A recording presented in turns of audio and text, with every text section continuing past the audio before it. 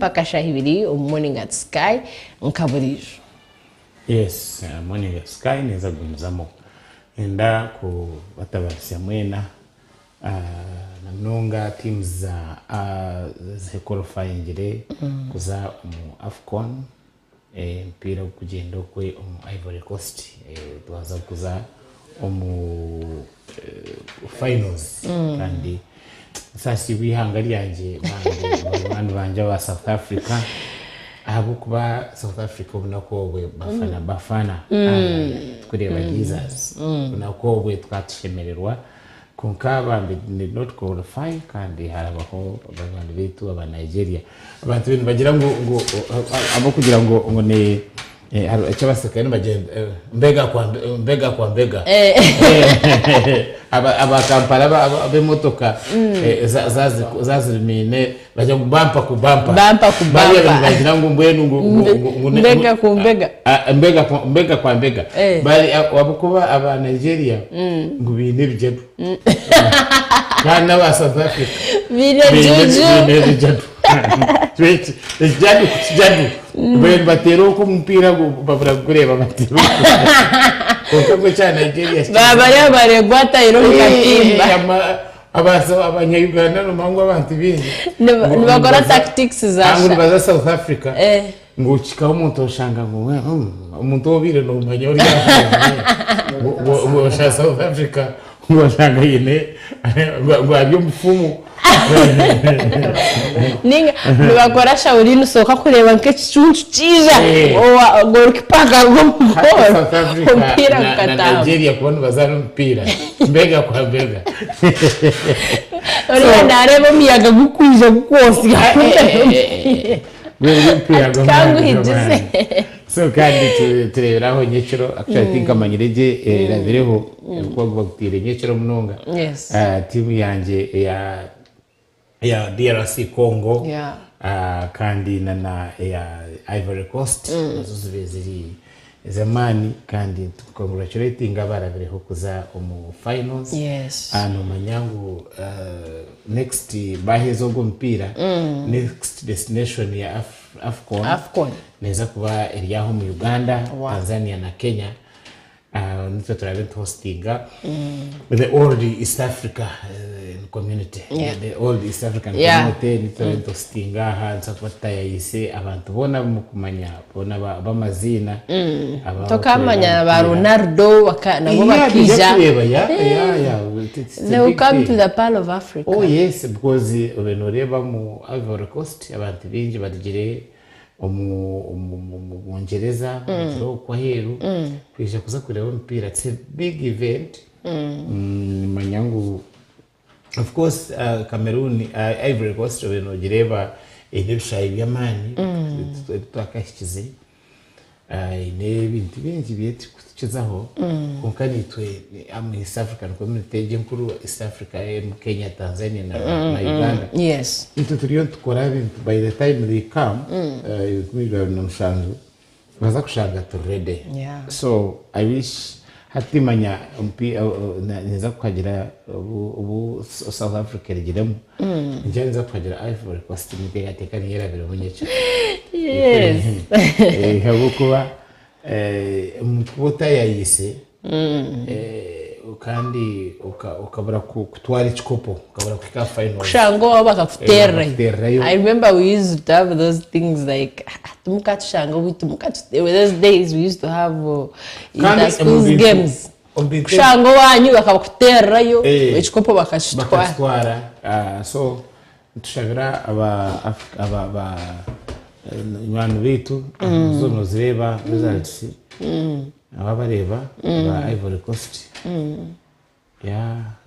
tubashabira ekinsimire omupira ogu ono kureba amazi okumanya ngo Africa turi abantu bamwe ubeno hurra amazina menshi Kaguta Kamara Kirunga manya beno bahurra na Bantu Ivory Coast magireba ikisesingire chikopo no kandi hati naza kuhagera twaza kuhagera ninge nanye naza kwegitaho akora je twahagera Ivory Coast Ivory Coast niyo nabene mpagira bari wabo really bashime kutwara chikopo it is impossible kushango wanyu bakakutera bashime kutwara chikopo eki bakakiha ahabandi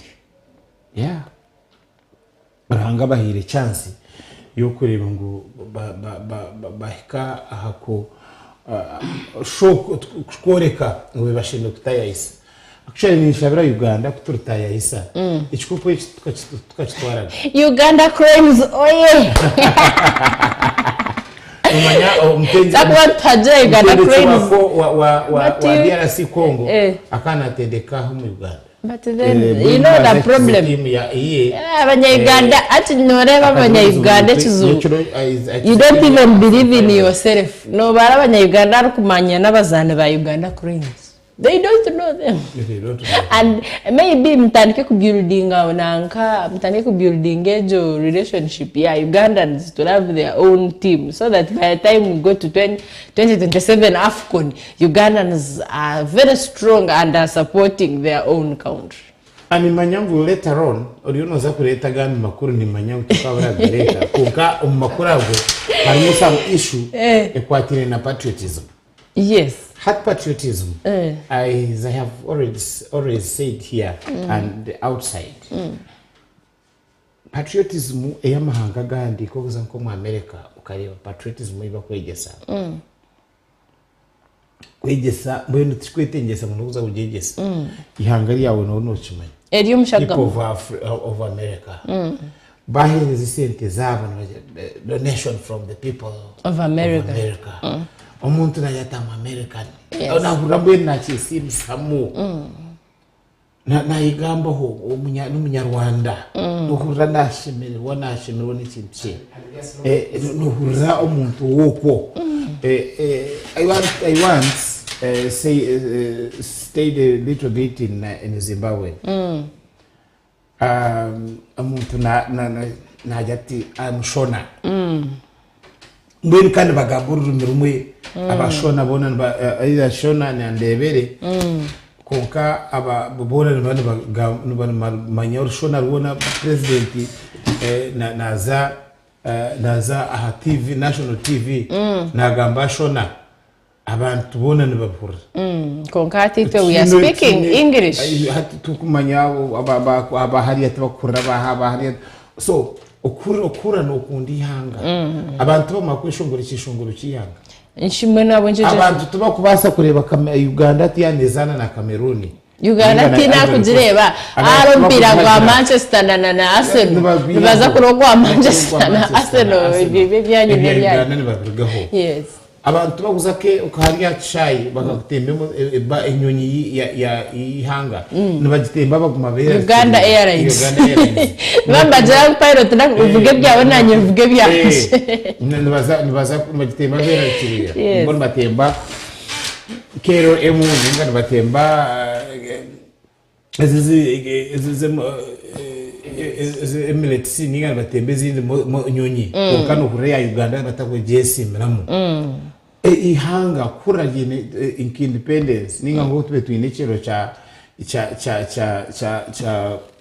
tarehe 6 ninga ijo cha revolution tokura munya Uganda nubabuza noraba street nobuza bakumanya ngo iciro cyukureshe tarehe 6 tuba kucimanya ntibanyimwe abamakure we have a problem, very big problem. So patriotism mu kwani mukorane birge tukora tinkujetegereza many times nabo kujegesa nabo tubakwegesa kundi ihanga ryone nabo nibegesa kunda satan kunda maybe system eri mu government government tubakwegesa kunda ihanga ihanga goes beyond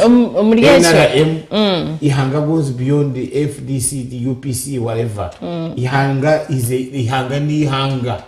We are still on the land of tukabe tuteka ahihanga beyond itakanite rya Uganda beyond its leaders tuteka ahihanga beyond our the sense of origin teka hihanga twatuchini hanga eri okushanga abanyankore bagamba abachori bonka bakabeta bakoko. You can imagine, it's very bad. Why? Lera bakulu bakabeta abararo. Lera abantu bakabeta. That's not right. Yeah. Abantu kole no manyangwa aba n'abanyankore, bariya n'abaganda, bariya n'abatoro, n'abachori, bariya n'abarango. If you want to say them by their tribe. Anyway. Patriotism. Reka tubaze tureba kandi nindeba abantu batari bamwe na bamwe, a group of individuals who claim they support First Son General Muhoozi Kainerugaba. Ekire cyanyuma abazo abantu abakushajika General Muhoozi Kainerugaba abafomi baronchingire new organization emanyerwe nka Patriotic League of Uganda PLU omurinagurire kababitereza okurwa mu bice kabyihanga ebitari bimwe na bimwe kandi gwayebemberwa Captain Mike Mukura chairperson wa NRM mutange cyaburugwizoba. Comrades, the chairman of the movement are here. I'm happy that you, the chairman of the districts, are here. I'm happy that members of parliament are here. I'm happy that ministers are here. I'm happy that you, the civil service, civil society, are here. I have seen activists coming together. Mbigambo bye Captain Mike Mukura yashobora ku Uganda ikitari cyo kugezesa ngo buri muntu wena urukwenda kureba yana basa kwebembera nuhari kutandikira ati nko kujumira rubaje rukwakanisa government abo gumanira ishishi zina rihanga ahiri ihanga. Uganda is not a stage for you to come and act. Uganda is not a stage for you to come in and say what you want, do what you want. It is not an experiment to govern Uganda. It costs life. It is against this that I'm telling you, comrades, that when you're looking at Uganda, weigh Uganda carefully. General Yoweri Kaguta Museveni has taught many people. A movement of 27, today the national resistance movement encompasses the whole country. Muringo ngogumwe Captain Mukura yahigemye to muyanga yona ukwejumbiro mbwebembezi kurebeka ngwihangeri lyabasa kugendo meisho. We have 3 or 4 or 5 major challenges. Poverty among the youth mainly, unemployment, youth unemployment. 3, service delivery. 4, corruption. And 5, effective management of government. That can be done by you, the generation that we are launching today. We have reduced the load from you. We have reduced, NRM has reduced the load from you. Yoweri Kaguta Museveni has done his part. It's now incumbent upon you, the young people, to take Uganda forward. Minister Frank Tumwebaze na uwayetabo mukorogu yashobora kujeno Muhoozi akore yihangeri ibintu binji byo mutano watyo nko kwehanangiriza abanya-Uganda ukukira manonge minyeto ukumuho bushagiki muri buri kimwe. Map in defense as an opposite force to challenge those who were attacking MK. And here you are. So those who were really, that's why I agree with him when he twisted and said, those who started the allegations about MK project, in a way, really launched him. Ba minister batari bamwe na bamwe abo n'abanyishengero nyamwinzi abayeta bo mu rukunganoru bahiga ko barukuza kwagira Zeno Muhoozi umukarura ko mwaka ogwenkumi 2026. No, they have done the best they could do for this country, but they have reached the peak. No, they haven't failed. You know what they call diminishing returns. When you are growing up, you reach a peak of your life and you can't do anything beyond that peak. Twazalibwa mu NRM ne tukulira mu NRM yetubumbye era naffe bwebe umulanga naffe tuyingirawo kati nze ndi generation Muhoozi. Now today we are very happy because MK movement has given birth to a new baby called Patriotic League of Uganda. Amakuraga gasha kwa Ronald Ngabirano aba Sky TV agenshonga muri Kampala. Ngabirano konka omuntu byone sinahurira mu ekinkwenda batandukanise n'amani baba bagira into power is corruption, because now sincerely, but is it applicable in the first place in corruption bakubasa kujurwanisa kutandikira na hebire yaka je can't kora stories about how last year we faced cases of corruption even inside, whereby akaharho issue yamabati. You can imagine where are they going to start from to fight corruption? From the upper part, from the downer part. Eshonga ya corruption n'ekintu ky'amaani munonga konka ekyo mukyalo gumunyishenjero ya gamba kyanshemeza munonga kandi she spoke sense obiyagira ngu the level where we are right now we have reached diminishing returns okushanga ngu whatever you were doing now you can do no more. Actually notandika kushisha nakarunja kobiri wakora imani mpora abantu maja konka shi mazima ukabatukolira ebintu ebi konka atikabutangire no kusisika tufunira amarwariro tufunira enguuto tufunira amashomero konko bwa hati amarwariro tugari mu mibazi enguuto zitandikire kushenyuka zona enguuto zijwire potholes amashomero nore school fees etembere scholastic materials like even government aided schools, the schools that this government put into place, sure. Owito ku hakahari umgurusi bakumweta bagitera abo wito nibamanya kandi nibamukyenga kugamba akaje ati umwe kwiyabira nyuma marwage yasinda yanagamba niwe ati I can cry but I cannot cry in front of people, my dear colleagues. I can cry, but I cannot cry in front of people. My dear colleague. Habo kuba kureba ihanga ukareba isuku yo kugenda ikakushobera. Twena tuzafutina kugamba habo kuba tutukumanya abajungu bacheta hopeless. Is there hope in this hopeless world? We are in a dilemma. Tuyo muringo ngo habwo abantu bakuzagamba mbino ushingambe hata ahubwo kubagamba bagira ngo bari no baronkinga hate in opposition pressure group. Is there hope in this hopeless world? Pressure group. Opposition pressure group elimba minister.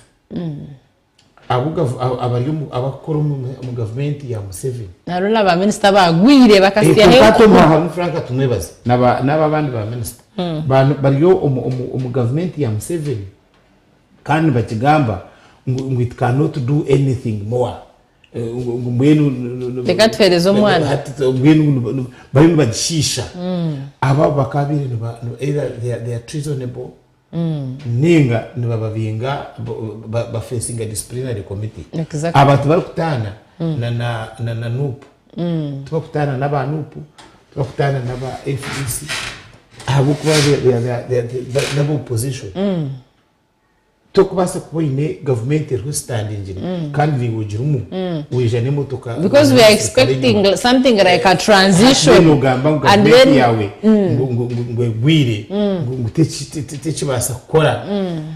I don't know what they are talking about. Ekyakabiri neki umwana mukura yagamba mukura yajya mbene government tukozire gitu atumene ne government ishime kubane twago misho abana bato. I also don't know what he's talking about. General Kinerugaba ariyo nazo myaka 50. I think agira umwaka gwa 50 because he celebrated 49 last year. So agira umwaka gwa 50. Bobi Wine agira umwaka kugwana yana 82 bana bagamba bana tindi kumanya. What about Katumba Oyi? John Katumba. So can they give Katumba gamba abana echo nashuti kuchitegereza ecyari kumanyisa cyakashatu cyintari yetegereza mu no kugira ngo engweri yihanga is not for everybody. But it is our Uganda, it is where we are born, it is where we are born. That this country is not for everybody. It is for who? It is for who? So if what we are saying it's not for everybody, what are you talking about? Or that everybody, it is for everybody, every Uganda. President Museveni kuyar jom chaka.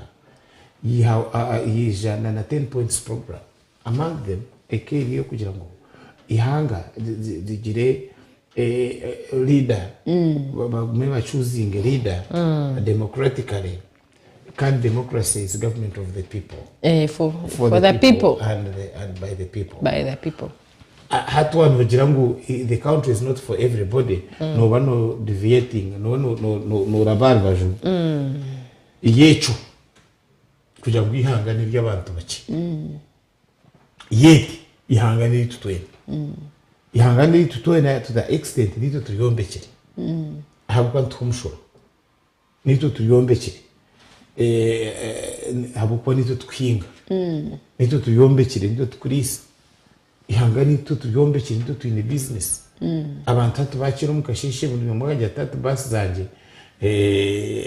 Buri wa Uganda basi tukazemereza. Ati nyo wa goroboti ndatamze basi watausi atananyekinda tamze. Kumanya iwe Michael mukuru kujya muri hangati y'itwena.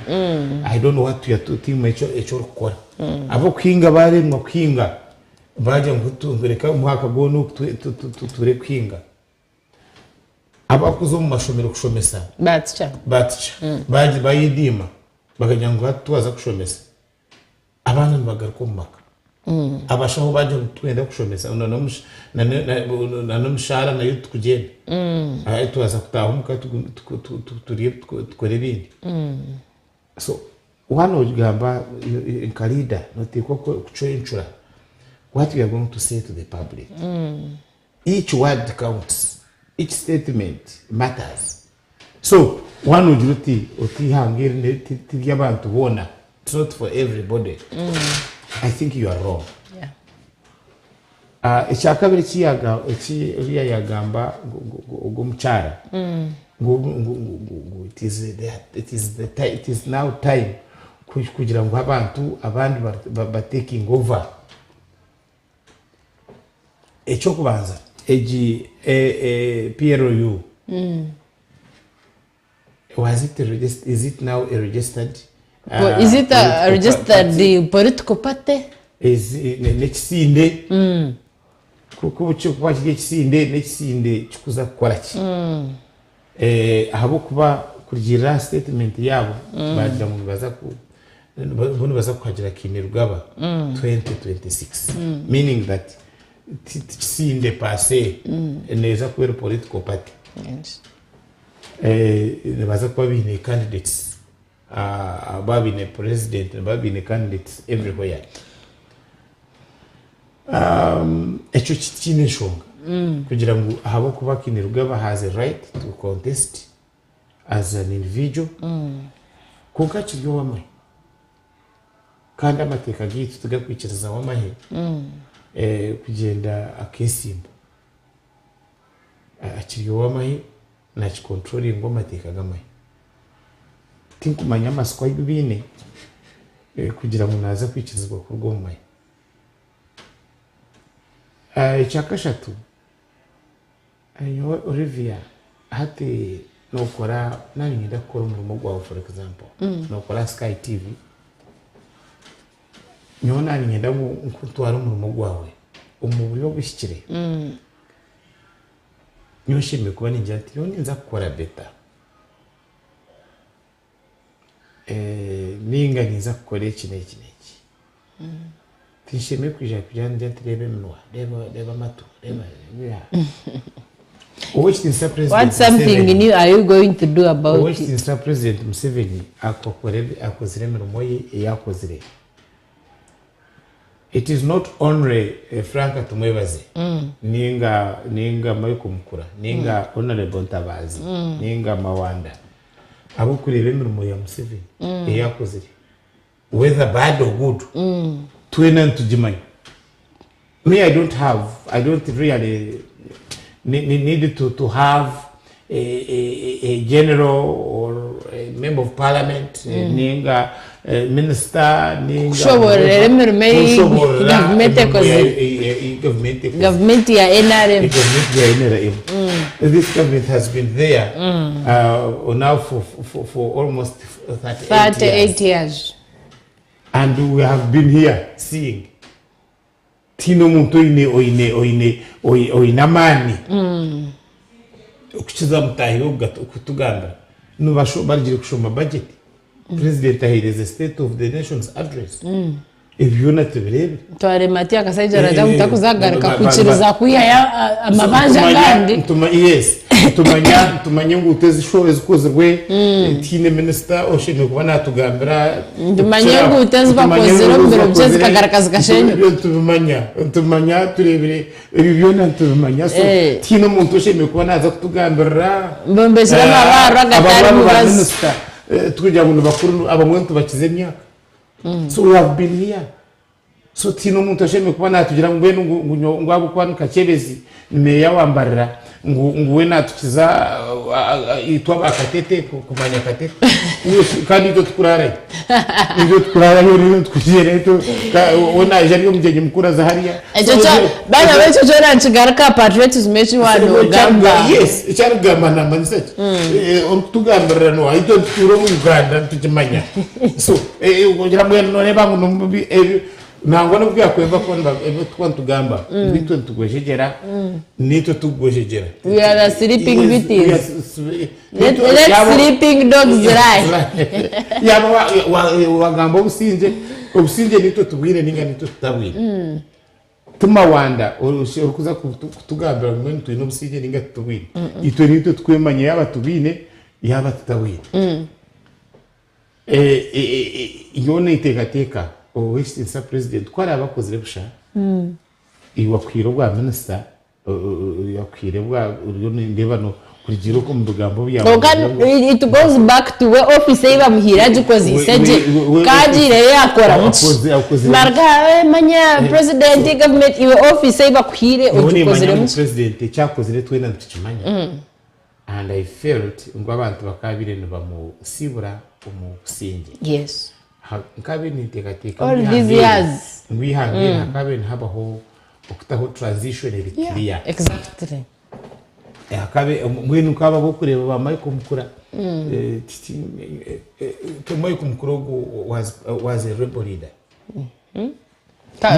Ndeba ije yazum government hati numuriro kwa gamba so nyonkabe ndeba ngo aba mu muryabo bakabe ni baronda mwenu Western president has a whole dialogue mwenu hatreka tresiri let's start empowering our son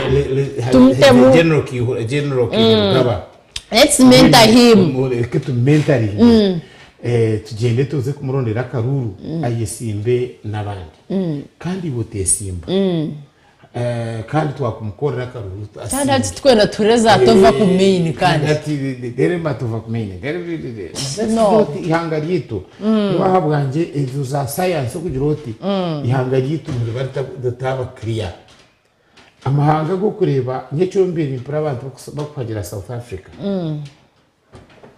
ayimbe ni ndebera umpira abantu bintu bajyangu yes mwito tekwa kwagira South Africa habo kuba we are still celebrating the life of Nelson Mandela Madiba Mandela abenu hurabantu bakine mu amani kurra no Madiba yafire kunkabantu bakimu celebrating to the extent nba supporting a team go mu ihangariye. Yes. Nchimanyi cyo isengo hato nba supporting umuzimu nugukiza abantu abaro amani umuzimu gwa Mandela nugukiza ba president abagireho after his demise nugukiza na president sabandi.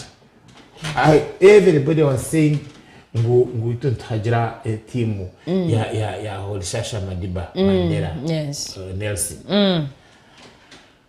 What am I talking about? tukabe building legacy President Museveni akozire ibintu byakozire tu celebrating yana yenda kurugaho argaho in peace batamutembukire n'amabari ahabo kuba hataga babeni baronkinga ekibina nyuma abazi nuhurra twetengesa there are a lot of actually contradictions inside nuhurra ku abantu batankagamba as if he has not done well. So niwe akikibina yaba pressure group yaba neza kuruga political party of course no kireba umuntu confidence ibagambisa. However Olivia na nabakutureba nukuza kushanguka shanga system yona ne manywa chombekebwe kuruga kuriya hazico naco kiba kitabacyo kugira ngo president nakimanya kugira ngo bihane bakimanya ico naco kiba kitabacyo abantu ko kibanyi ngo abantu abajungu baketa hood winking kurete chi kandi urukumanyise chi karete chi kumanyise chi chine multiplier effect nyensia koreta project nunji abantu bari yagumana bagira ngo aho nabiyo tukabimanye woine show aba bashije basinzi akwija natero murenje najena nayomba nyicuro izo bari mukubara munaga yanubwo abazigu baramita akwamba mumanya bamanya ngo watwire na boroga bamayisha haza kuborogera umuhando gwakuretwa so umuzigu kwari mugwera that same time and that same route yamuzinda maraka ukuboroga kwabusha ukwamazima turaba tutakubasa kutandisa no kuboroga ukwabutosha.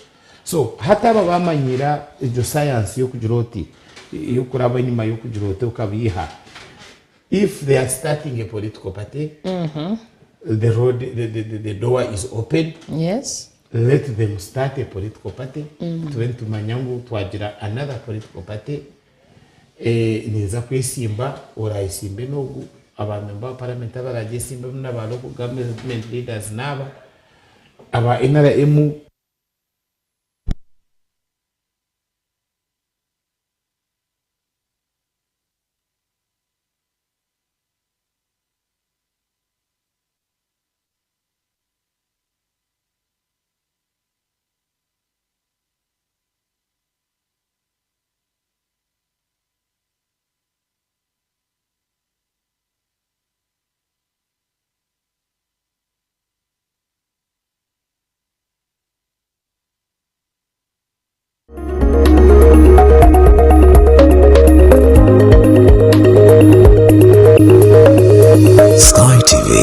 irakari abantu konka shunze kanigo kirakweshongora totera yo kamwe icyenda ngo nywe kabiriti icyenda ngo nywe kabiriti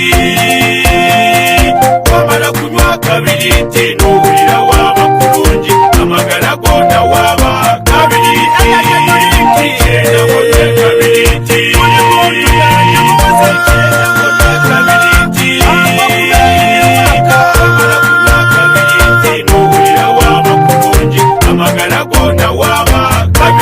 kabiriti energy drink ora kacunshumuro kanywe karakumaririho kandi karanywebwa buri muntu wena abarenda gushobora karyo maduka no masupermarket no mwihanga heresime yazuru umushanu mushanji 5 9 9 2 anani 5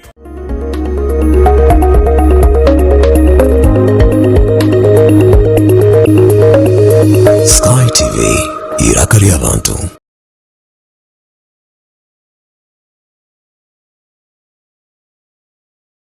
umukorogu gwahita abembezi batari bamwe na bamwe abendengo zitari zimwe na zimwe abaruma abanyeshengero batya pasoni b'entebe za katanu bameya hamwe n'abahagizi ba Geno Muhozi okurwo mu bice kabihanga bitari bimwe na bimwe kandi gwayebemberwa Captain Mike Mukura urya pasoni wa NRM mutange cya Burugwizoba. Comrades, the chairman of the movement are here.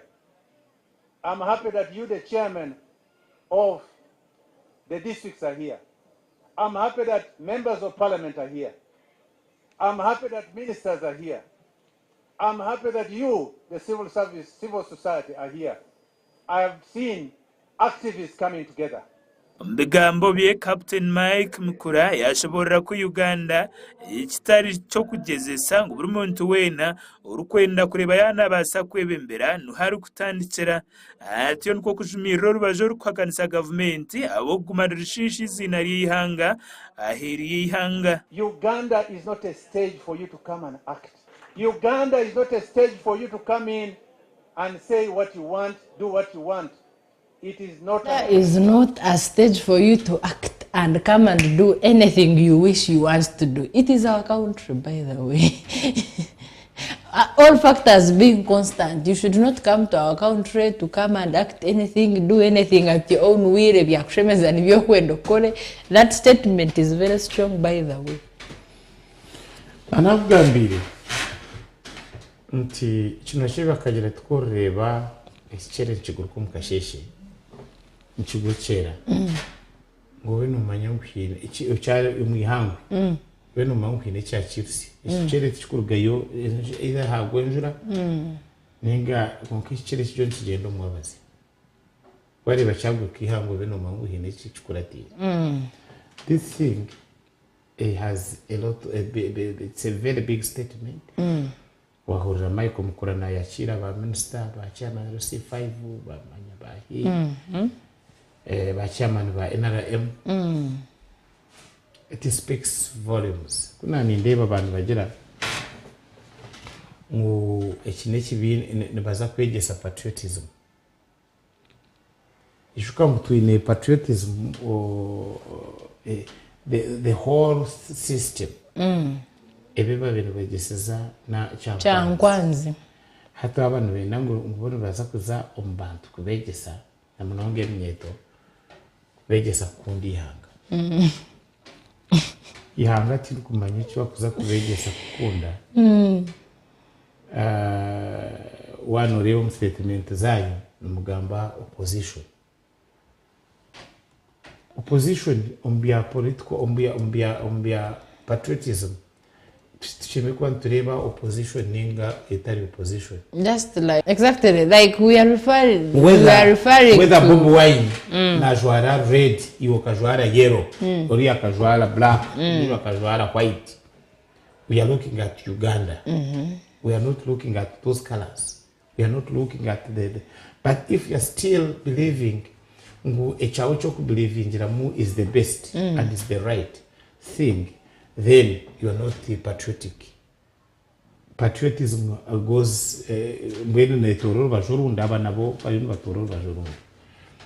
Nyungo kuna nakugambire tushime kwa ntureba oko we still hari umushija warigire kugira obugeri na no mutabani yabugeri izo barumwe kandi beburi butara mukembo umutabana be nagitwa yagiturwa umutawuno na nishe akagwa feri wo mukazi ebire bihingwire nawe yashwera nawe yagitwa ya same day ishayi no byenyo mucharo umutabana ino byenyo umutabana ejeka noteka ngo abantu batahira amagenya batahira uwo mutabani bakarebishe kandi bakahurira ngwishe ya ino byenyo mucharo kasha batahira uwo mucharo bakahura mu mutabana ya ino byenyo mutabani cyashubukaniza ngubona n'abanyabuzare abo mushije bakabire bari uwo mutabani narashabo family yonere yo mushine. A lot of confusion inside there. Njenga muramuza. Hata habati namanya. Ba minister bari yo mu rukiko opposition. Ba minister ba government bari yo mu rukiko opposition. Because aba barhono bagamba ngo government bari baza kureta candidate outwine already or president takarigire yakajati nyoti muza kwesi nechindi we have not seen the general Muhoozi Kainerugaba present on these things tago president he has not been there so tikumanya hata ba anachi barimba kimanyisa bari no planning obye nyubu we don't know bari no planning obye nyubu sincerely speaking kandi ko kuri ya na keje harwe planning obye nyubu amzei exactly so utaje obye nyubu bi babare mtahi wanje wabatinde kurgashaye mpaka shayi biri necho kunywa chitu echa kabiri energy drink echo kunywa shaha yona hikaduke kuri hihi ushabe cho kunywa echa kabiri energy drink oine Olivia Kamsime na Edwin Akoraje ahabwa morning at Sky reka tumure mukache utarga Sky television irakari abantu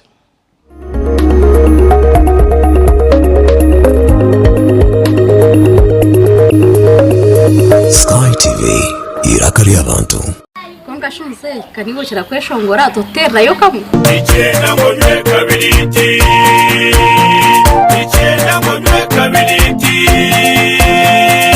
wamara kunywa kabiriti n'ubwira waba kurungi amagara gona waba kabiriti ichenda ngonywe kabiriti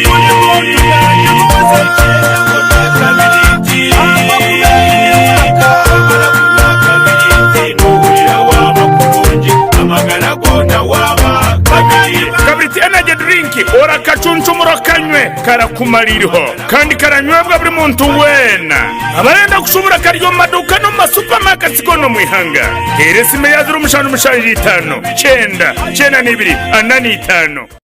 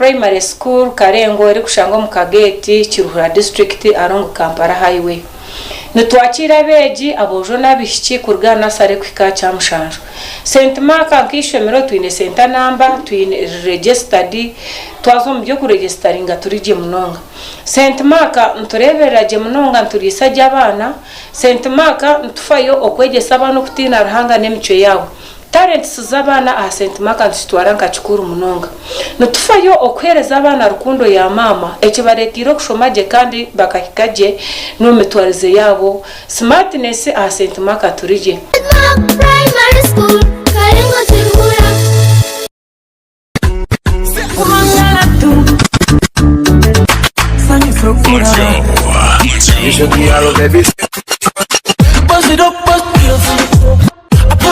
on your hey, I'm coming and I'm not denying. Make a way for me. lunchtime request show aha Sky TV okurugoro kubanza Sera gatano shaha munana shayikumizo mwabazi no twanta omudi atamushana okushaba keshongoro shaho birthdays no manya oryoko to kumanya muntu wamana ok celebrating na birthday twinemu obutumwa bwingi aho surprise calls ziri no basa kohereza obutumwa mama wawe tata wawe omwana wawe nenga shi boyfriend wawe nenga shi ex wawe kuruga shaha munana shayikumizo mwabazi hanuya aha Sky TV iraka ry'abantu is the boy king Adena Cavs baby bam bam bam bam bam bam bam oyagala kutema ku myaka waliwo ekizigo oyagala kasusu kagonvu akatakadwa anti-aging cream atazira lususu kizigo kya butonde ate nga kikolerawo VX Brilliant Shea Butter alongosa olususulo n'aluziyiza okukaddiwa akolebwa mu nsigo za shea okuva mu ggwanga lya Ghana ne Senegal alimu ebirungo okuva mu German ne Italy wamwetaze musange mu maduuka oba mu supermarkets wonna mu ggwanga w'omusuubuzi jangu ku dduuka lyaffe erya Super Lady ku Parkview Mall. VX Brilliant Shea Butter leka obutonde bukuyooyoote.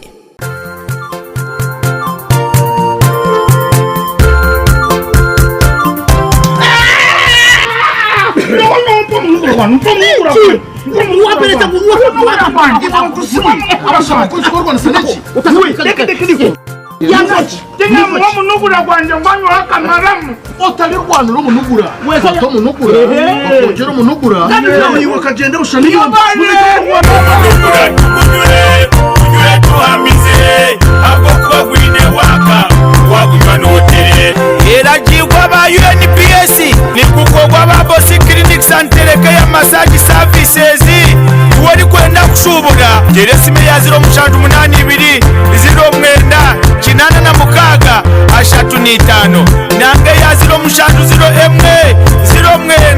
kinana na mukaga ashatu n'itano mwomunugura ukutamise ebindi byona yegurra Zuku TV decoder na satellite dish erizoba aha kabeyi kace emitwaro 89 zonka kandi Zuku decoder aha mitwaro 8 zonka rero shemererwe oborkwerebera channels nungi nka series ezabana music amahure agaloko hamwe na gaheru yihanga nezindi nyingi yerebere Zuku Smart aha mitwaro 12 zonka Zuku Smart Plus aha mitwaro 16 Zuku Classic aha mitwaro 25 Zuku Premium amtware 3 yagite aha Zuku erizoba buzima oshemererwe.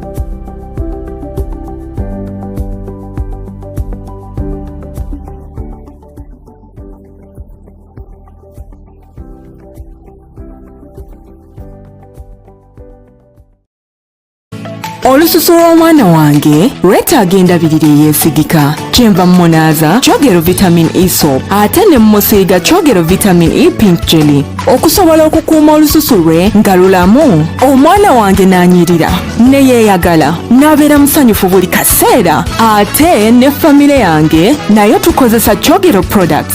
Y'ensonga lwaki tunyirira. Abazadde tukozesa kyogero products omuli cocoa butter jelly and soap, aloe vera jelly and soap ne non-perfumed jelly. Clean your skin ng'okozesa kyogero products.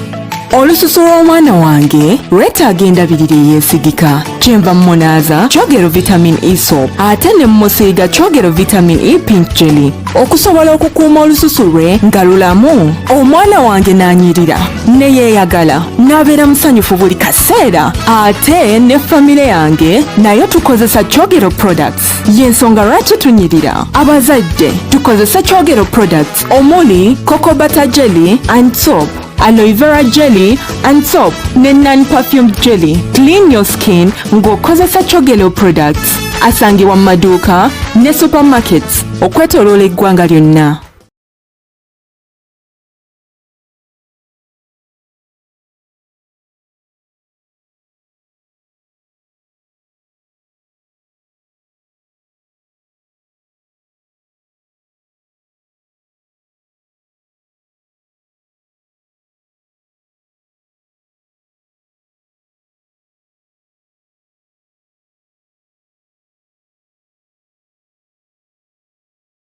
Kira mnywani wanje okureba Sky TV nyenda kusima munonga bukutandukana naitwe akoraje Edwin hamwe na Olivia Kamusime mukasheshaka okutwatandika Sky TV program Morning at Sky wano yenda kujikwata oze aha social media platform yawe kandi otemo Sky TV UG official noza kutufollowinga aha Instagram aha Twitter aha hona Facebook hamwe na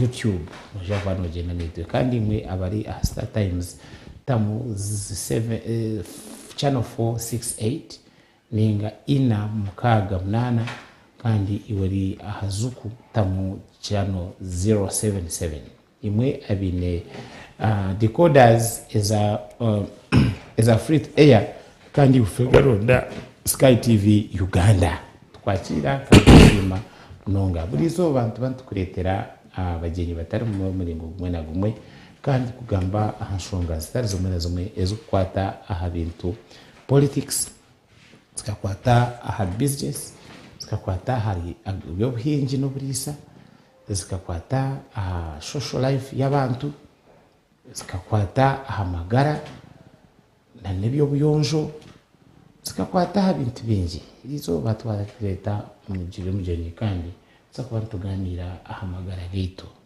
na mnonga enshonga ya nisho yona mbwe n'obundi aha tinkweza enshonga ya nisho ejo kandi abantu abengi bagira ngo enshonga ya nisho emwe neruga umushagama y'omuntu aho aba naturally abakurwara nisho ahabwa eshagama yabo enshonga ndijo abantu nibagira ngo amishwaga abamwe negaretwe ndwara ezi ryo mu magara abinde pressure bine shukari manyabine nabo bomwe barwara nisho abandi bagira ngo enshonga ya misho kurwara neretwa obrofa okuba kunaba kuchiko kugwamu ebihana bya abandi bagira ngo baretwa emermo inkanyi urukora aha lights nizintera direct hariho abokora mu welding hariho abokusiba ahamushana hariho abokwetera taxi nasiba narebe ibintu nibirabanamo ngwa mwisho nagwo nikabasa kuretwa kurwazi wecho abandi nibagira ngo amisho nikabasa kuretwa ebyo kujwara namwe nizoberi tusa kugamba munonga abintu bya garibindi abandi bazeta spects abandi bazeta spectacles abandi bazeta glasses sunglasses abandi bazeta all that emezina kwenda kuzeta konkaza garibindi ezo kutomisho gawe hine abumwe n'umwe obuziko affectinga nisho gawe inogo kuza kushanga abantu namnonga bana bazakuzika hine byaro mu Uganda abo kuza kushabuza kazanka harufuka shanga everybody atiremo garibindi abo patara kwenda rebe nibarra bamurebe narra ngo gumenarro mu garibindi inogo kuza habujenye abantu kashanga abantu bona batiremo garibindi za black hino hati ne garibindi ezabeshongoze na ino celebrity na inda kutamu garibindi konkazi ni kala ya maroon abandi bine colors za grey za bine colors manyazia ukashanga garibindi ziwatamu iwatamu abo for celebrity no tamu garibindi za red konka ushanga zine effect hanishoga twagira umukugu naza kutugambira ibyo n'ibindi iwe cyawe wanumanya ngo ine umwana wawe murano wawe munyabuzare wawe umuzire wawe ningiwe wenka oineshonga yamisho kwata akacumu kawe ubhandike turabe tukina tuganira taganira n'ibindi bintu yakwatirine na misho konka tsakubanza kwetegereza enshonga ya garibindi kugitegereza je kitahiza twakwakira sebo Sky TV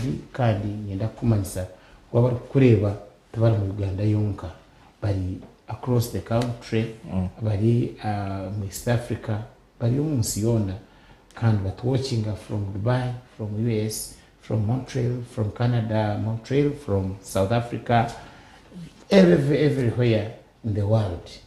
Twakwakira na mnonga abukura urunyankoreje igosebo umwami koraje we bare kuntaye isa amazina ninye Dr. Ainamani Derek ninkorana Iway Point eriyo murimba Rome High Street opposite Centenary Bank amurukubo nashimero kuba yes kumuzamu yes so hatumwami koraje and zaganira anshonga ya misho na muno zaganira akinto kibara kweta ebirahuri ninga abwacho muntu aine kujwara ebirahuri well nyenda kutandika topic yanje na abana noyishanga nk'umwana ari umwishomero ari nko mu classroom n'abana batabatakashomere nabo still they have those issues oshanga ari mu class oshanga ngaro baho takurebaho je konka umushomesa atakubasa kukicenga ninga omuzire I mean umwana gambira omuzire ati kweza jaro baho ati nobihano muburo takweza ninga shoshanga umwana na handika konkaro baho takurebaho na kopar yoha amugenzi we so aho noma yangu umwana na yitagamisho geye kukebero so errors ezikubasa correctingwa ninga to be corrected okozesa ekiturukweta spectacles glasses ntuzeta refractive errors and those refractive errors are mainly four. We have what we call myopia ninga what we can call nearsightedness so ejo no shango muntu arakureba ekintu kyahihi konka omuntu yirahare atakubasa kukora kumureba arakureba nkoroho arakureba ekintu kyahihi cyonka then oshago ndijo we kandi narebe cyahare konke cyahihi atakukireba ejo ntugeta hyperopia ninga farsightedness. Then twine ekiturukweta presbyopia. Presbyopia comes with age. Omuntu yanakura the lens loses the ability to constrict properly. So nana enda yashoma kama hurre ninge simu ajikwatire nkoko kubona kwezaje. Then twine ekiturukweta astigmatism. Astigmatism is a change in the general curvature of the eye. Orarebire abantu oshange we nagira ati niwe byo kuvuga ekironka birugaho atkane cyatunyo bantera mu matarage motoka cyowe ni nyenda nyemerere nkakore ngo shango umuntu natera umutwe shayo na natera umutwe. So those are the four: myopia, hyperopia, presbyopia, and then astigmatism. So niza kutandika na myopia inagira ngo omuntu narebe cyahihi konke cyahari takora takukireba. What causes it? So no shango umuntu usually what causes myopia mainly oshange an eyeball which is bigger or a very big eyeball. Shanga rays zisho misho light rays they focus at a point before the retina. So that is what we call short-sightedness. So that means okumukwera you have to give him a lens or her erikubasa kukora ki kutwara ezo light rays zikahika retina. And those myopes they are graded. Tukujya ngo buri omwe orije omwirwaro are myopic because we correct them using minus lenses or what we call a concave lens to make it easier. So minus lenses, what they do is they diverge the light rays, okay, and then those light rays are able to focus on the what? On the retina. Konka, myopia, like I said, is graded. So mushanga omwe are -1, on these are -2, on these are -3, on these are -5. So that is why we need to create a high myopes. High myopes ushanga is a -5. Ariko iba just here. Ekintu kiraho atakireba. Ingo shanga umuntu arikureba kandi kira no shanga ndijo. So they are graded. Nico tukupimira tukamanya echo yine kujwara niki. Hato buzubona bwija. Abamwe nazo mu irwaro oshange they don't want to be patient. Ajirati nyowe kare mwampe mebirahuri byanje nimbyenda mumpereze oti sebo ninga nyabo ebirahuri ibi bitwakupima kugira ngo bero konka ntubasa gukora cye kubituma sata atunyo kaza handi oti it's okay atwakuza handi I will not mention names kwakuza handi bamupima for example he is a -2 wanyetegereza oshange omustowa bine -150 bamha 150 hata abantu barafuka. You understand what I'm saying? So hata abantu barafuka kuri yanje nzireyo banja ntegereze nchakari ababimpera. So ayebwangwe chipimo they have compromised with the what? With the prescription. Yes. Now instead of being patient akafune cyo mushawe yapima we ayenda tumubwira ati nyowe ninjenda nkanchakari ninza Kampala ninga nizaha otkare you go azahandi they give him a -150 yeta inakujwara a -2. It doesn't mean mutararebe. Yes, they will see, but only to a certain extent. Abakuja mutichakora che tichakwayo.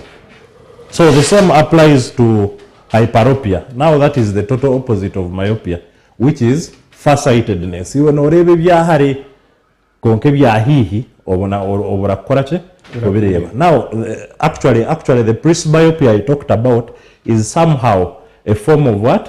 A form of hyperopia. Exactly. How? It is actually called age-related hyperopia. Now what happens?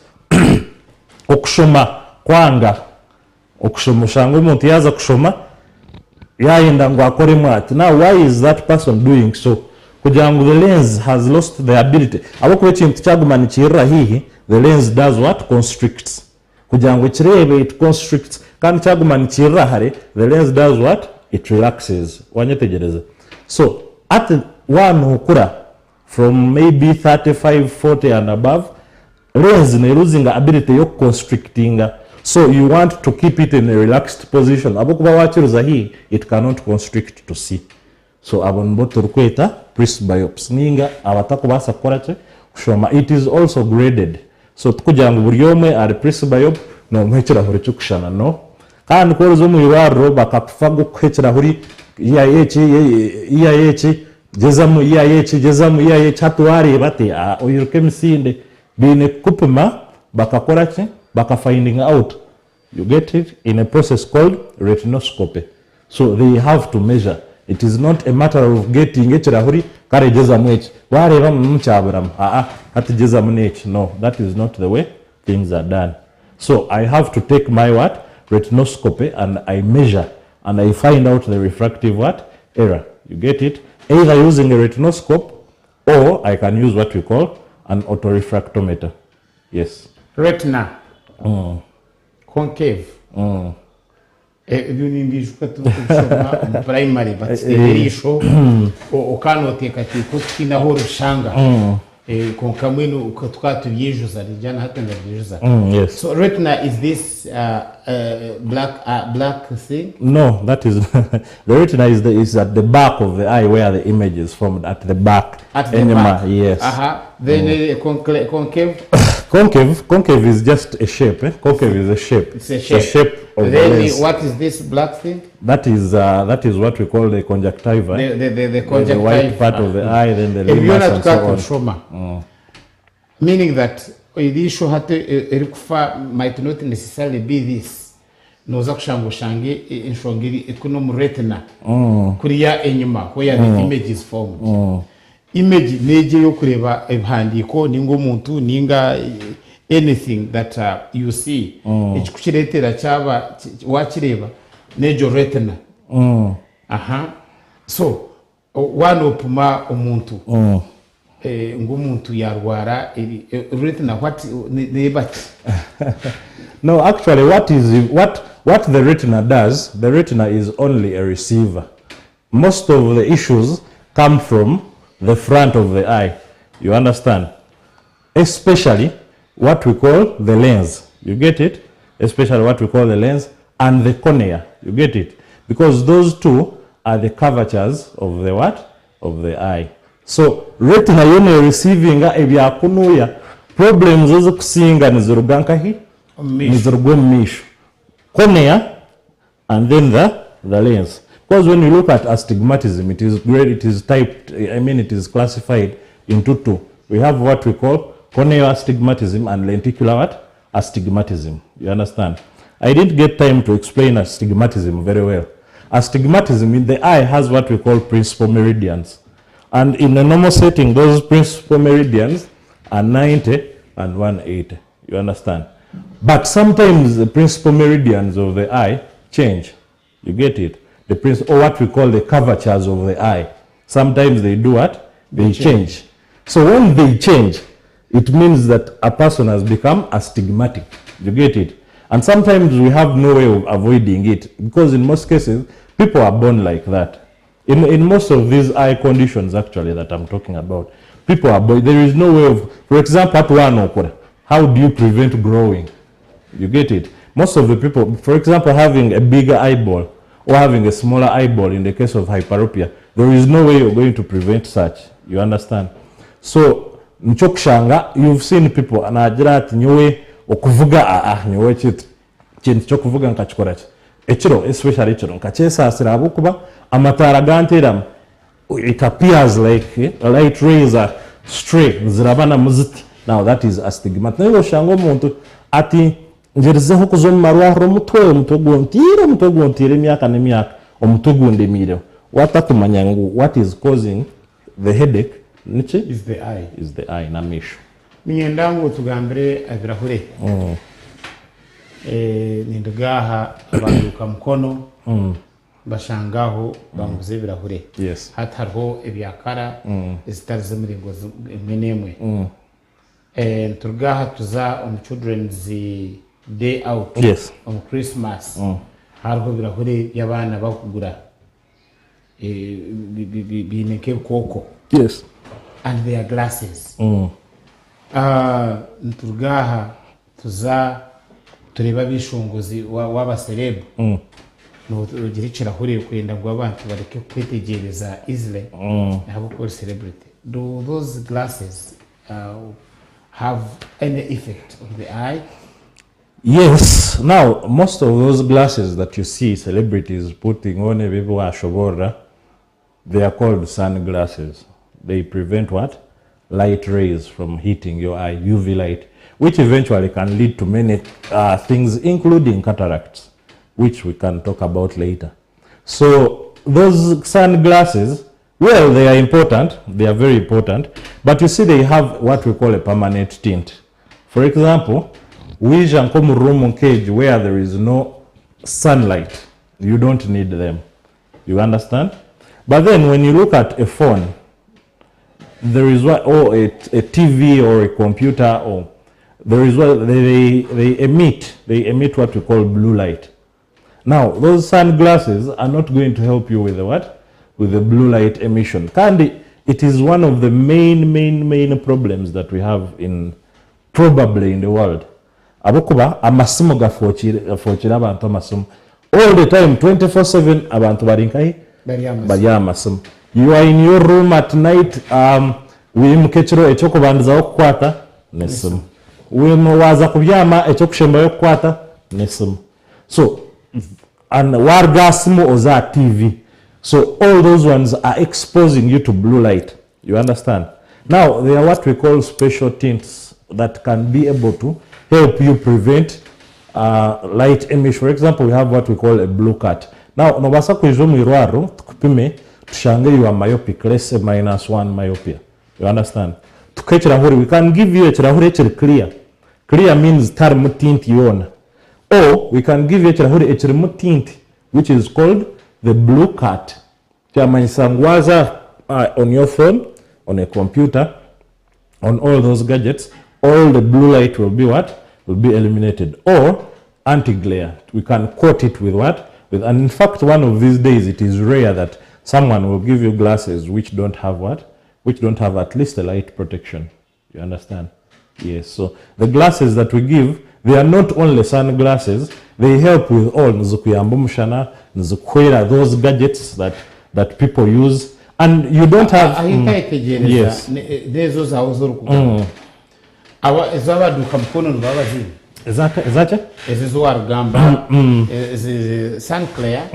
anti-glare and blue cut. Blue cut. No, Baba Tazin, they don't have them. They don't have so I have to go what they have.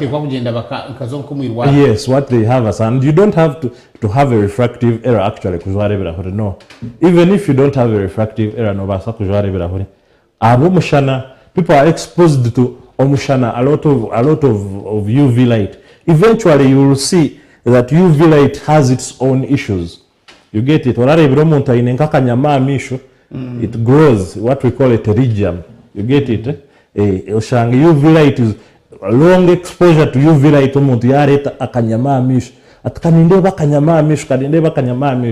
That is a person who is too much exposed to what? Now that person, yes, sunlight. That person may not necessarily be or have a refractive error, no, but you can see that they need to have what? Light protection. Okay. Yes. Effect ya computer na inda na yujinga. Yes. Computer is all the time. That is and sometimes hine ubunanke kuba kesmu kanankaka ka light kahwire yo munde karakache. When should I reduce it? When should I put it high? That is a very brilliant question. Now, before we even go into how to reduce it, people are too much exposed to near work. Oshango muntu esimaj kwatira all the time. Actually, it is a very big problem in children. These days, very many children have anabato compared to how it used to be back in the days. So Oshango mwana at home, they have a phone. They bought for him a tablet or a phone. All the time, mwana azana games, SpongeBob and so on, everything. Now, that person, Amishoge, got locked into near work. You understand? The eyes are locked into near work. So, Amisho kuga locked into near work, eventually you develop myopia. Meaning that noza gamanyiza okuvura kureba noza wanche noza gumanorebe byahihi because Amisho kaga traininga nguga gumene garebe byaka ebyahihi ninza gumankore niwe watch change so Amisho kugamanyiza eshayona kukora ikintu cyahihi. That is a very, very big problem. For example, omuntu astamia computer. Your work is on a computer. That means all you do is look at something which is just here all the time. Eventually, you will develop what we call what? Myopia. Your eyes are locked into near work. You get it? So, yes, we have a therapy for that, which is called the 20-20-20 therapy. And what does it say? That when you spend 20 minutes on a computer, you take off 20 seconds and look at something 20 feet away. For example, now in a computer, and I've taken 20 minutes working, I take off some time. 20 minutes? Yes, 20 minutes, you take off just 20 seconds and look away. Look away, look away, look away at something which is 20 feet is roughly 6 meters.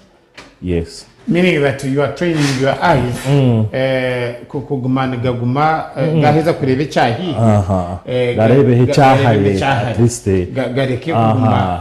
Yes, exactly. Even people who work indoors, it is not only on computer. People who work in shangano koranko mukarum kafunzire kachinjire all the time no hokusiba. You go to work at 8, you leave at 7. Same story every day. By the time you realize, oh, utebya hari kantatu bereba. You understand? Pressure ya misho. Very good question. Now, pressure ya misho usually is what we call IOP, intraocular pressure, yes? When in simple terms, water builds up in the eye. And the pressure ya misho it is a very big problem because it causes an irreversible cause of blindness, which is called glaucoma.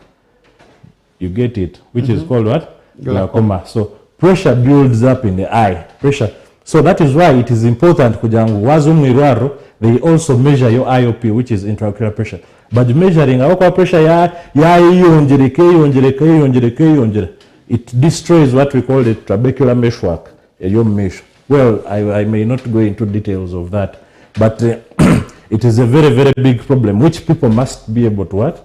To go for and get tested, because it causes a very big problem which is called what? Glaucoma. You realize that your vision is decreasing. Peripheral vision. You can only see something which is straight. While you cannot see. Eventually, the eye will shut down. Okay. And you will not be able to see.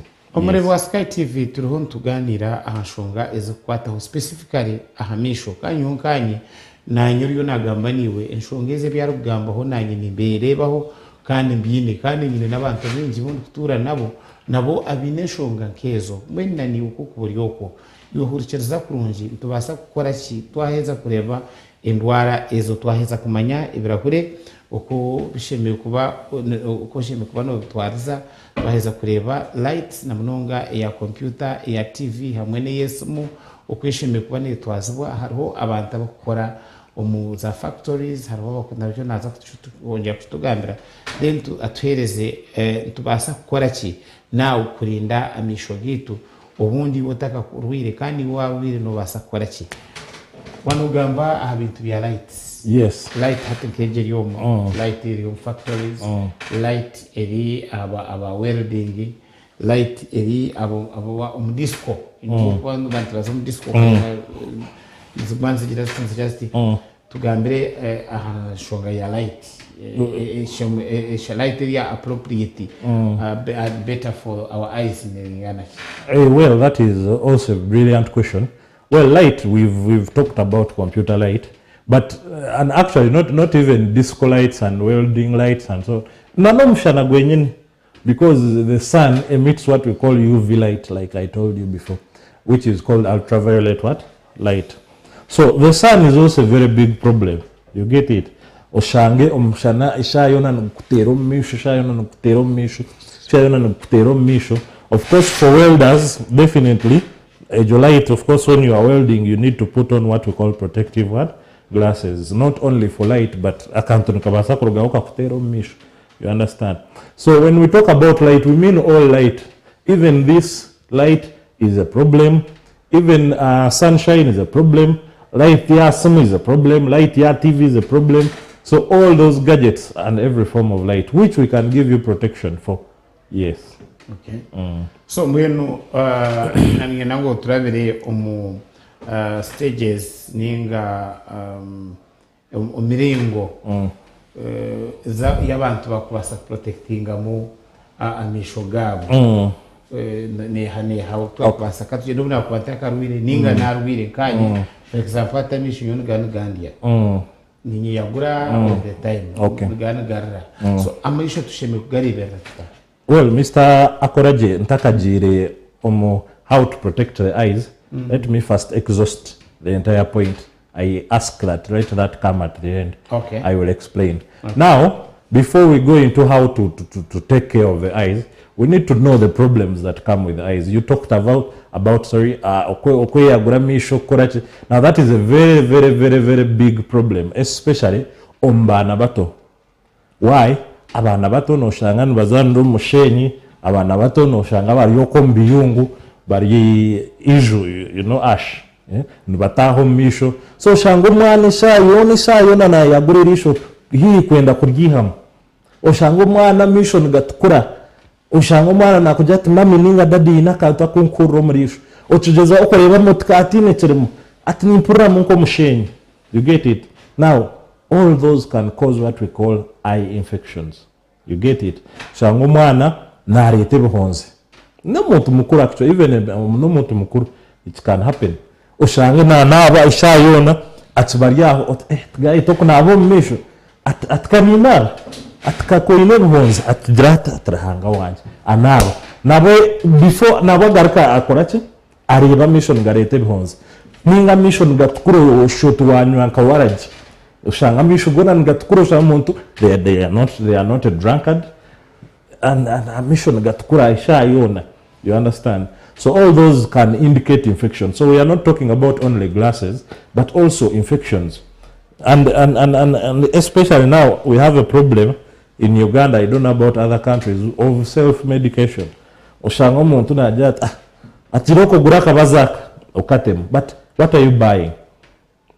You get it. You find a person they are on steroids, they are giving them prednisolone, steroids when they don't need the steroid because they don't have an inflammation. So you understand what I'm trying to say. So it is ideal ojende orebe omushaho arukuchenge chakora arukuchenge chamesho to chamano no zomudo omukadu ujoti ngenda Renisa. I don't know what Renisa is, but you know, and actually some people actually there are people who have gone as far as being ridiculous as possible. People have come and they are giving funny testimonies. You understand? So we have a very big problem of self-medication. We have many doctors in this country, people in the village, all the grandchildren, they are doctors. They have seen it also. You understand? So that is a very big problem. Secondly, the 4 I talked about, or mainly the 2. Now you can still be myopic and presbyopic at the same time. Yes. Yes. No basakuba myopic okureba hihi kandi you are also kandi okuzire lens na yeta kutach basakora. So there is also a solution for that. Kujangu we can give you 2 pairs and waenda kushoma oteho and waenda kuranzia oteho. No. We have what we call a 2-in-1 what? Lens, which is called a what? Which is called a bifocal. You understand? Okay. Yeah. So in that case, you find a person is either both hyperopic and presbyopic, or both myopic and presbyopic. So it is not only actually 2-in-1. There is also another special kind of lens, which is the best, called the progressive. It has yes, it has 3 lenses. So whatever maybe never akokushoma karaha saha arkubasa korach urkubasa kariba, but in some but you cannot see it. Yes, that has 3 lenses, the distance, intermediate and near. Okay. So all those we have and we can provide for you. Okay. Yes. So my question now? Yes, your question. How do we take care of the eyes? Now, taking care of the eyes, one, before I go into people who don't have spectacles, let me start with those who have. Now, there are people who already have spectacles. In taking care of spectacles, we mean you need to know how to take care of your spectacles. No shanga umuntu najwarebera huri konka yabihamo abutameza lens facing down. So shanga yaza kubiyaho they get scratched. You get it. Yaza kubiyaho they get scratched. Ninga when not in use akwatebera huri just abita mwena huyabona. Yet when we are giving you those spectacles and tukera akache akashawo koko bibikam, you understand? And then we also give you a cloth very soft and very clean for you to be able to what? To clean your spectacles. Oshanga omuntu akagoye mbwenu ninkakatambara very dirty, you understand? Ninga ataka kozesa, they just use a normal hanky akwata lichira huri asimuraho, you understand? Which hanky you're using to clean your sweat, which hanky you're using for coughing, you understand? Yes. So again, care of spectacles is very important. One of jwara okozesa mikono ibiri, people come oshanga akakono karuga atirda birahuri kanom mpira oshanga yaza kubijwara, they are using one hand, and when you use one hand you see pressure builds up on the other part, so kagumanike regure birahuri bumanike regura. So use both hands kwate birahuri byawe obijwara. Those who don't have, one of them is light protection, because I told you light causes issues. It causes the pterygium, I told you, and it is also known to cause a cataract. Cataract is whitening of the lens. You understand? Ari bromuntu oshanga aine kaka whitish thing on misho atninde bakaho. You understand? Ninde bakaho na ari bromuntu no shotariyo mwika. Now that is a cataract. Yes, it is mainly age related. It comes with age. No more changes as you grow, but also be exposure to light. So try to find protection. If you are in this, you see that. So that is also light. Tokwenda light ekutera omisho. But why don't you get something which can prevent that? You understand? Ningo homzerisho. Now some may ask you, Doctor, you I have mine. I've just left them at the door because of the excessive light that is here. Okay. Yes. Secondly, avoid, of course, abana tubakacha avoiding, but you try. Avoid what we call abana kuzandru muitaka all the time and so on. Sorry, before we even cross to that, sharing of spectacles is completely wrong. Shange, no, everyone has their own prescription and we are not supposed to what? To share. Akone kakuru. Yes. Abantu binje bakakolesa. Sharing of spectacles. Abo nkwani ndebo mpira nyobyanje timbine. Mukahino nkwani ndebo mpira nkabura kweza abakozana kandi ngenda kureba umuntu achimpagara bindeze. Now you see, who does it affect? Does it affect me or the other person? It affects you. Now some spectacles have a very high prescription. You understand? You end up getting issues really. Yes, in as much as you can have what we call jonizara okwato kajwara okashangani whatever. You're gambling, you get it. So, but it will not happen to someone else. Nkabana batono shanga, they are in school. A child is a -3, another is a plano. Plano means they don't need spectacles. A -3 guy who has spectacles, you understand? What are you causing to this person? You get it? So for you, it might have worked for you, which is a gambling effect. Of course, you gambled and someone else's works for you. But that is not always the case. Secondly, diet. Diet is important.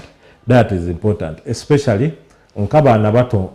You find a very young child. You've seen 7-year-olds, 10, and the boy or the girl is very big. You understand? Yes. Obesity in children, because one, it causes pressure.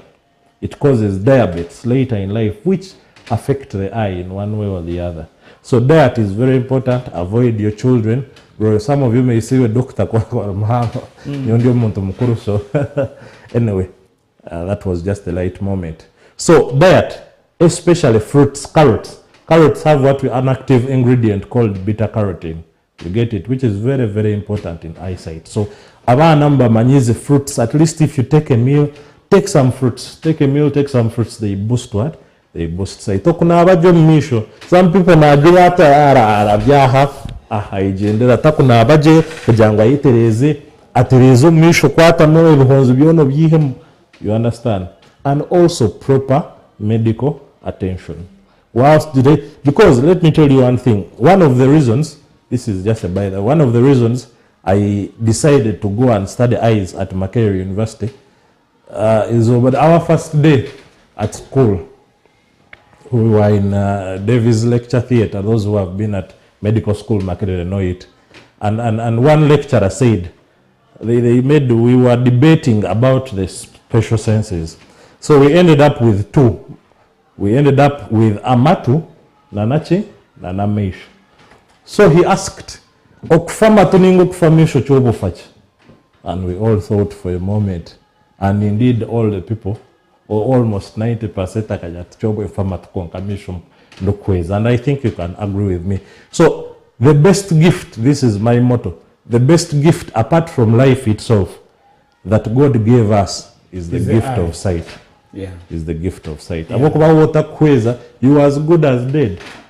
You get it? Because you cannot see anything. You cannot drive, you cannot cross the road, nothing, whatever they give you, you eat. You don't know. You don't know. You can't see your wife, you can't see your children. So please, because when you lose your sight, that is when you know how important it is. Yes. Yeah. Murero wa Sky TV ikintu cyamisho ukutwa twagambire turiyo tureba uko shimye kunaba uko shemerere kubika ibirahuri byawe iwo byine aho shimye kubyiha ntutakarebereje naje kwatugambira uko shimye kubiha konka ushimye kubijwara ryari ushimye kubijwara raki ushimye utajwara ibishirahure kandi utashimiye kubijwara ahubwo kugira ngo kare hariho entekateka ngo umuntu ko kuba ushomere ushomere je ninga wo yumgiga ushimye kujwara garbindi then hariho abinamarari wenda ine eshongo mishoge najwara ikirahure kandi ikirahure eco nakigumye mbutosha obunubo bine shongaki. Okay, wabanza shonga yo kugira ngo kare tukatwine ntekateka ngo abashomere professors cyangwa umuntu atiremo birahura kureba ati so that is not the case these days. No mwana muto najwa rebera if they have a refractive error kandi again let naka kankarabyeho no shanga people still have that fallacy that omuntu ari kujwa rebera huri I mean ngo birahuri nibyitamisho ande kintu cyo kwera nitwita kitamisho. You know, people still have those crazy thoughts. It's rahuri wajware birahuri nibuza eventually amisho gawe ngakufera chumwe. No, that is not true. Amisho gawe tugakora che tugakufera chumwe. What did you ask? About I asked about amuntu ine enshonga yamarari. Yes, amarari is what we call a squint in our language, or a strabismus. Oshange amisho nagareba nkoko ushanga amisho gawe nagareba nkoko. Now those can be corrected using prisms. I don't know how best I can explain, but it's a prism anyway. So prisms wajito misho I mean mbazita mainly ombirahuri in glasses. Still we put them in glasses. Prisms, what they do, they realign misho, you understand, because what a prism does is that it pulls an image towards its apex. I mean the eye towards its apex or image. So what a prism misho or kajitot, you get it, or ningo kajitot, base down or base up, it pulls the image towards, or the eyes, what in simple terms, towards your what? Towards the apex of the eye. So ntubasa kutamechera huri kugira when someone sees you na reba nguche ameshogano because of the prism effect. You get it? So tasheme mwena we asheme kuba yaza kujwarekera huri akaba abanza chibizi. Yes, but the more because nibachijwara mugangwa abatamurengwa ine inamarari kandi hati. Yes, most definitely ine kuchebeza. But also for amarari, for strabismus, there are surgeries which can correct the what? Which can correct the marari or the strabismus that I'm talking. Because what causes a strabismus is a lesion in what we call one of the extraocular muscles, yeah? Okay. Yes. Finally, as we conclude, for example, business yawe, what else do you feel you want public to know about eyes and the glasses? Yes. Well, it's not a business per se, it's a clinic. Well, okay. If you want to see me or if you want to meet me, wano indakonde evandio mchibuga mbara, opposite Centenary Bank, waka Centenary Bank, High Street, nobuza where is eyewear point, bakwarekaho omurukubo, noza kunshangaho, esha yona nimbanho, and I can attend to you, wo inecho kwenda kubuza, wo inamisho garwire, amisho garemere, amisho gakozreche. So nondetera umwana wawe, nondetera mzei wawe, nondetera your father, your mother, your son, and I can be able to diagnose the condition and see how best I can be able to help him. So echinkwe nabantu bamanye amisho is that we should start taking eyes very seriously. Because if you realize most of us, watakweza, you cannot work. Imagine Mr. Koraje wimuka watakweza. You will not retain your job.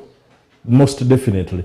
Nanye nimuka ntakweza, I will not retain my job. So eyes, when you wake up and you have a problem with eyes, you cannot see anymore. That is the end of most of, not the end of you, because we have people who are living with blindness. We don't call them blind people, we call them people living with blindness. Okay. Yes. So they are there. It's not the end of you, but it antagonizes many things. You understand? For example, your work, if me, because I see people's eyes, I wake up and I'm blind, how will I be able to retain my what? My job? How will I be able to treat people? If a teacher, abashomesa, you understand, chalk all the time, no handika rubaho, chalk is falling in your eyes, chalk dust. You understand? That is also a big problem. You understand? Eventually you'll get infections of the eyes, and amisho shangen gatkura, amisho ngakuria, all those are problems. So what I want the world to know is that you should take sight very, very seriously, because it is indeed very serious. Okay. Yes. Yeah, mtukenda kusima umuri wa Sky TV katwa turionsa kwendera ninkushaba ngo umuntu amagara gawe niwe rukushime kuba ugineho kujonanizwa ebyo Dr. Rugamba nebyawe tibyanje tibyoriya tibyondijo ukoshime kunaba amisho gawe ukoshime kugareba ukoshime kuga ukweshime choshime kugakora na nukoshime because niwe rugenda kandi kutwanga kugamba amisho ahamagara n'ikintu cyukuru munonga ugakuba gatari kureba ikiba kimenyesa ngo ibintu byingi mbija kufera niwe uryafera kureba abana bawe kureba enju yawe wayombeka kureba motoka yawe yobuzire kureba obugenyi decoration yuba decorating uryaferwa ibintu byona noza go kuferwa cyangwa so urebe kingu amagara gawe nago wagakwataje munonga kuko imyaka ntaka kuru munonga kakakwebiri na nkushaba ngo kagande kandi ugumze masibe. In Pamyangu, I've exhausted at least what we call glasses. Maybe next time in Basagamba, really bindi, there are many things concerning the eye. There are cataracts, there are diabetic retinopathy, there are even cancers of the eyes. Like yes, they are there. Okay. Like retinoblastomas and so on. So maybe that should be for another time, because today we were specific on what? On the glasses. Maybe what I can give people is my number. Yes. If they want to reach me, you can call me.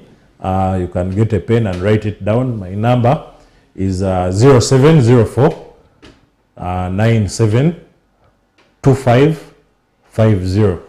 0704 97 2550, which is Airtel, and MTN. If you want to call me on MTN, 0776 69 68 37, 0776 69 68 37. So those are the numbers. In case you want to reach me, you can give me a call.